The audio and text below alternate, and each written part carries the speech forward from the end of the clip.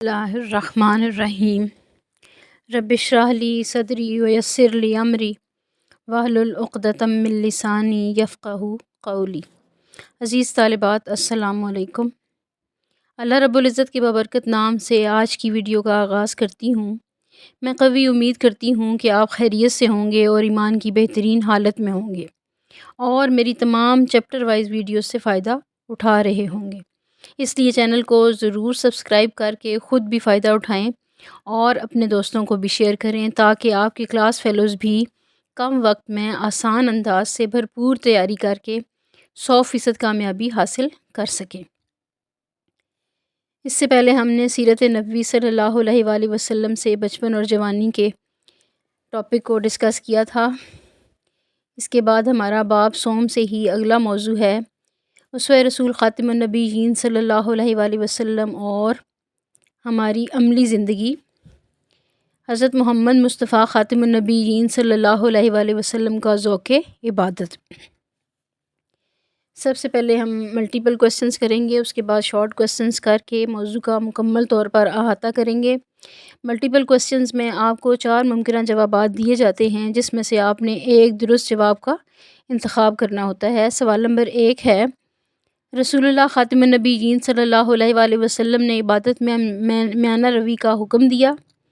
حضرت عبداللہ بن عمر رضی اللہ تعالیٰ عنہ کو، حضرت عبداللہ بن عباس رضی اللہ تعالیٰ عنہ کو، حضرت عبداللہ بن عمر رضی اللہ تعالیٰ عنہ کو، حضرت عبداللہ بن مسعود رضی اللہ تعالیٰ عنہما کو؟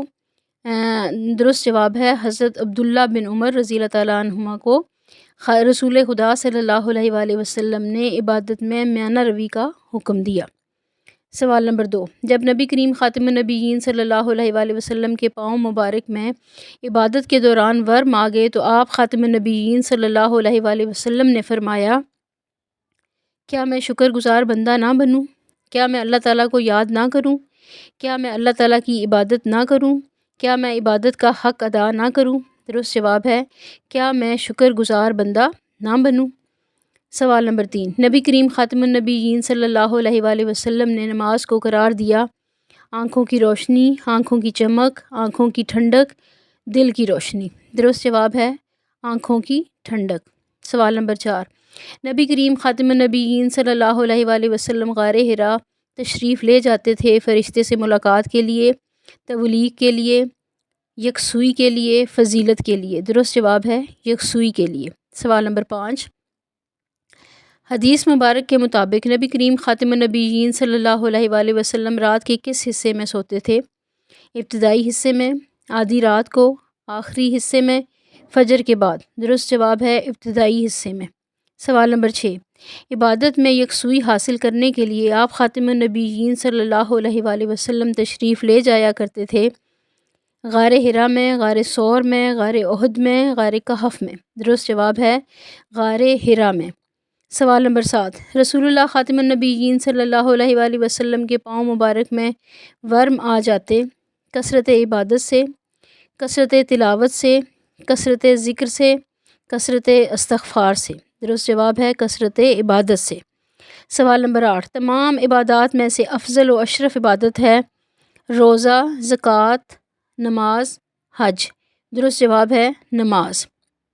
سوال نمبر 9، آپ خاتم النبیین صلی اللہ علیہ وآلہ وسلم نے نماز کو اپنی آنکھوں کی قرار دیا گرمائش، خشکی، تری یا ٹھنڈک؟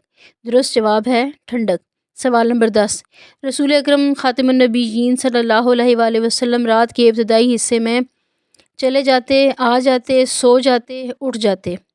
درست جواب ہے سو جاتے۔ اگلا سوال، نبی کریم خاتم النبیین صلی اللہ علیہ وآلہ وسلم سحری کے قریب پڑھتے نفل، وتر، فرض، سنت؟ درست جواب ہے وتر۔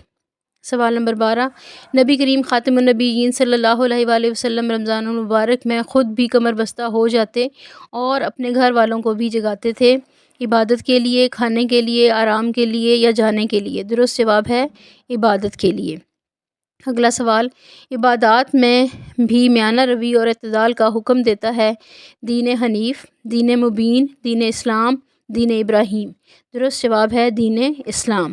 اگلا سوال، انسان اگر زندگی کا ہر لمحہ اللہ تعالیٰ اور اس کے رسول خاتم النبیین صلی اللہ علیہ وآلہ وسلم کے احکام کے مطابق گزارتا ہے تو وہ لمحہ بھی شمار ہوگا ریاضت، عبادت، اطاعت، فراغت؟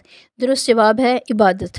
اگلا سوال، حضور اکرم خاتم النبیین صلی اللہ علیہ وآلہ وسلم کی تعلیمات نے سرزمین عرب میں برپا کر دیا خونی انقلاب، روحانی انقلاب، سبز انقلاب، فکری انقلاب؟ درست جواب ہے روحانی انقلاب۔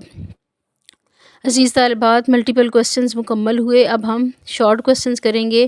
اسی موضوع کے حوالے سے ہمارا پہلا سوال ہے، اعلان نبوت سے پہلے نبی کریم خاتم النبیین صلی اللہ علیہ وآلہ وسلم کی عبادت گزاری کا کیا عالم تھا؟ جواب، نبی کریم خاتم النبیین صلی اللہ علیہ وآلہ وسلم اعلان نبوت سے پہلے بھی اللہ تعالیٰ کی بے حد عبادت فرماتے تھے۔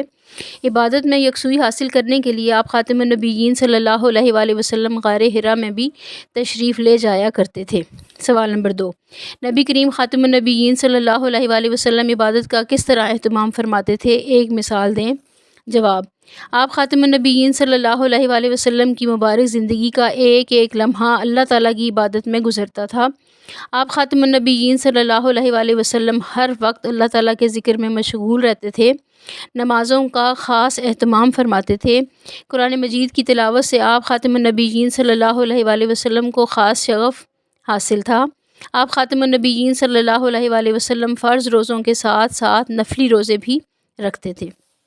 سوال نمبر 3، حضرت عائشہ رضی اللہ تعالیٰ عنہما نے نبی کریم خاتم النبیین صلی اللہ علیہ وآلہ وسلم کی رات کی عبادت کا کیا معمول بیان فرمایا ہے؟ جواب، سیدہ عائشہ صدیقہ رضی اللہ تعالیٰ عنہا نے رسول اللہ خاتم النبیین صلی اللہ علیہ وآلہ وسلم کی رات کی عبادت کے بارے میں فرمایا، رسول اکرم خاتم النبیین صلی اللہ علیہ وآلہ وسلم رات کے ابتدائی حصے میں سو جاتے تھے، پھر اٹھ کر قیام کرتے اور سحری کرتے اور سحری کے قریب وتر پڑھتے، پھر اپنے بستر پر تشریف لاتے، پھر جب اذان فجر سنتے تو تیزی سے اٹھ پڑتے۔ یہ صحیح بخاری کی حدیث ہے 1146۔ اگلا سوال، عبادات میں اعتدال اور میانہ روی سے کیا مراد ہے؟ یہ کویسچن 2023 کے بورڈ کے پیپر میں آیا ہوا ہے۔ جواب ہے اس کا، عبادات میں میانہ روی سے یہ مراد ہے کہ اللہ تعالیٰ انسان جب اللہ تعالیٰ کی عبادت کرے اور اس کے بندوں کے حقوق بھی ادا کرے اور ساتھ ساتھ اپنی صحت اور ضرورتوں کا بھی خیال رکھے۔ انسان اگر زندگی کا ہر لمحہ اللہ تعالیٰ اور اس کے رسول خاتم النبیین صلی اللہ علیہ وآلہ وسلم کے احکام کے مطابق گزارتا ہے تو وہ لمحہ بھی عبادت شمار ہوگا۔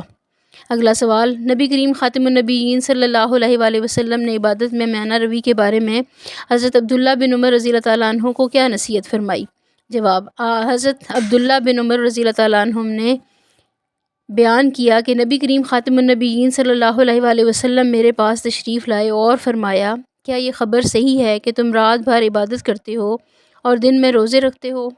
میں نے عرض کیا، جی ہاں یہ صحیح ہے۔ آپ خاتم النبیین صلی اللہ علیہ وآلہ وسلم نے فرمایا، ایسا نہ کرو، عبادت بھی کرو اور آرام بھی، روزے بھی رکھو اور کھاؤ پیو بھی، کیونکہ تمہارے جسم کا بھی تم پر حق ہے، آنکھوں کا بھی تم پر حق ہے، تم سے ملاقات کے لیے آنے والوں کا بھی تم پر حق ہے، بیوی کا بھی تم پر حق ہے۔ یہ صحیح بخاری کی حدیث ہے 6134۔